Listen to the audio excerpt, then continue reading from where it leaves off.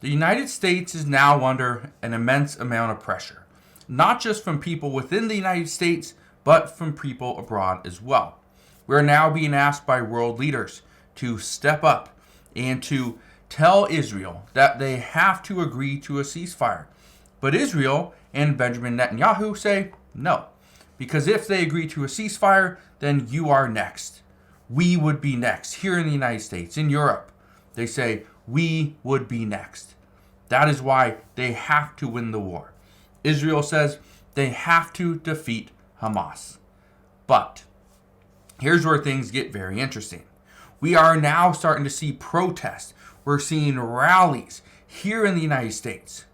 I'm going to show you one in New York City, which is a pro-Palestinian rally.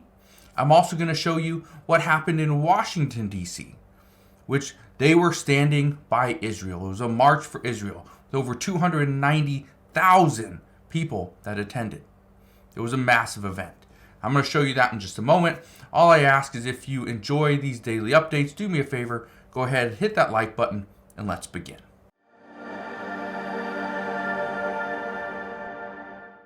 Our goal is to seek out Hamas wherever they're hiding, and the hospital and the hospital compound is one place, a central hub of their operations. So you can see right there, if Hamas is hiding in, around, or under the hospitals, Israel is going to go in and they're going to find them. He says the IDF, that is their goal, to pull out Hamas from hiding. Now I want to show you some other stuff as well, but what we are now hearing and what we are seeing is we are seeing weapons inside the hospitals, which means that Hamas has been hiding there. We're also seeing some stuff from hostages are inside the hospitals as well. Again, means hostages have been hiding there, or they've been being stored there.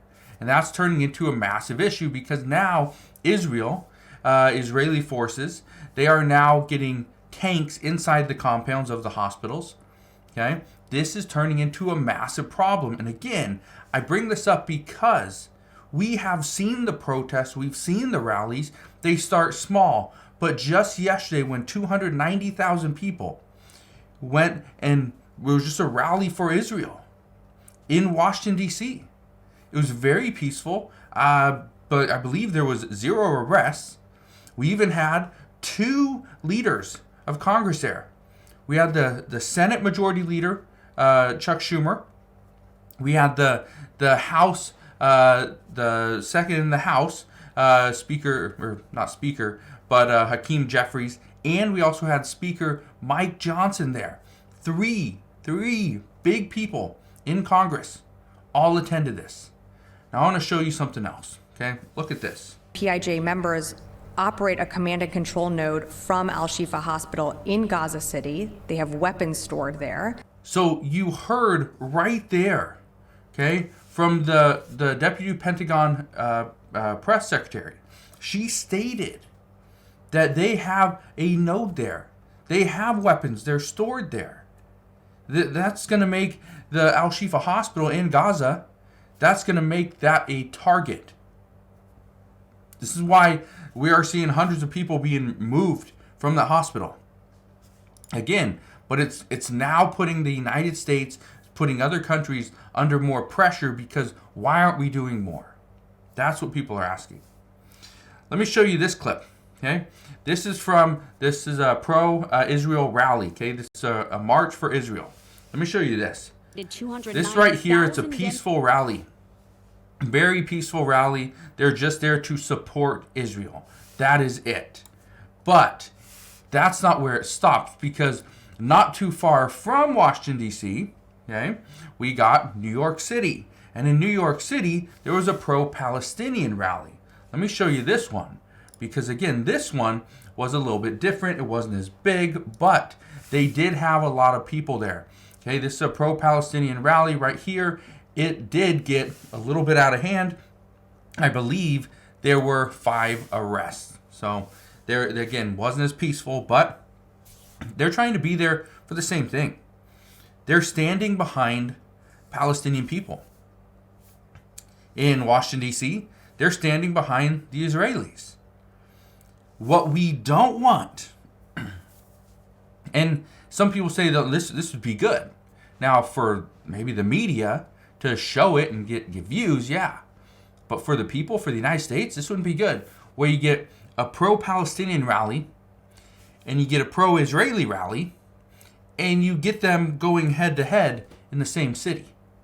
This would be a massive disaster. This is exactly what the President Biden, the Biden administration, they don't want.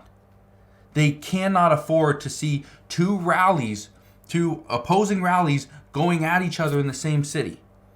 This is what's going to cause injuries and potential deaths here on U.S. soil. And that's not something that we can afford. Now, with all that said, we do have some news out this morning. This is actually from Reuters. And what we are now hearing is that Qatar is trying to work out a deal between Israel and Hamas, where Israel would agree to a 3-day truce in exchange for Hamas to let 50 hostages go.